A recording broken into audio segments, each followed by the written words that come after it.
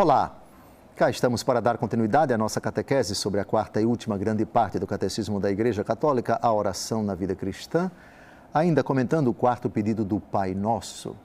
Os melhores intérpretes da Bíblia são os santos, os doutores da Igreja, os padres da Igreja, os escritores eclesiásticos da longuíssima tradição católica apostólica romana.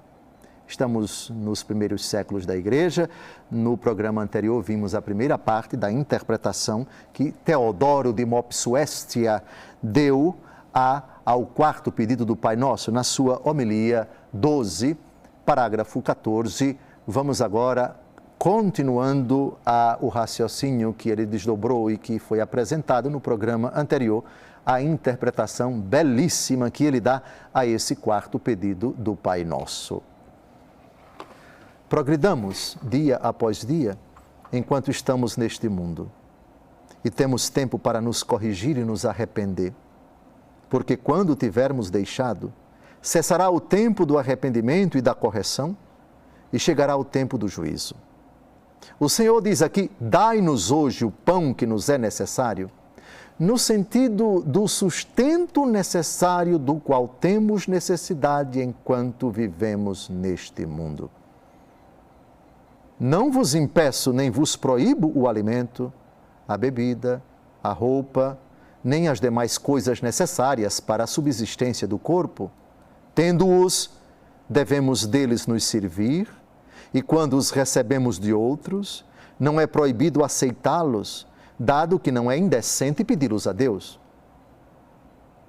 Não fosse assim, como poderíamos considerar coisa má aquilo que nos é permitido pedir a Deus, na medida em que isto é necessário para o sustento e a conservação do corpo? Ele chama pão aquilo que serve para o sustento do corpo. O necessário deve ser entendido segundo a natureza, ou seja, como aquilo que é útil e necessário ao nosso corpo para o seu sustento e do que o Criador estabeleceu o uso. Ou seja, é bom que possuamos o necessário, mas não é bom que os homens que desejam a perfeição adquiram e possuam aquilo que é supérfluo e ultrapasse as suas necessidades. Pois bem, nosso Senhor mostra que se deve pedir aquilo que corresponde às nossas necessidades, quando diz que nos é necessário, ou seja, aquilo de que necessita e exige o nosso corpo. E quando diz hoje, significa isto que se o Criador decidiu que tais coisas eram necessárias para o sustento do corpo, é justo pedi-las e não é proibido utilizá-las. Mas eu digo que ninguém deve pedir a Deus, nem buscar, nem tentar adquirir mais que isto, aquilo que não é indispensável para o sustento.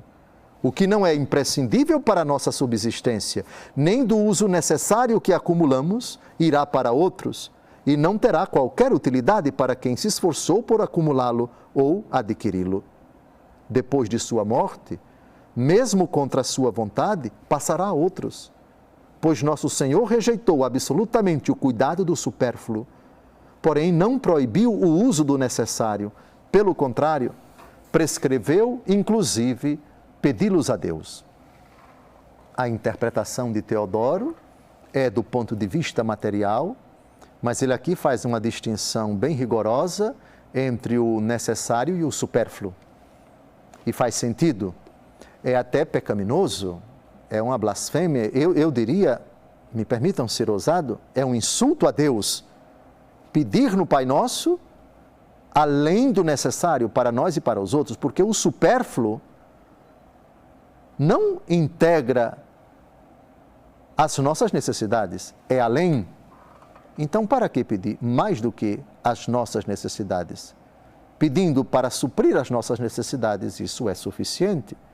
Peca, portanto, quem, ao pedir o pão nosso de cada dia, pede o pão nosso supérfluo, ainda que seja para cada dia. Isso não é permitido, isso não se admite.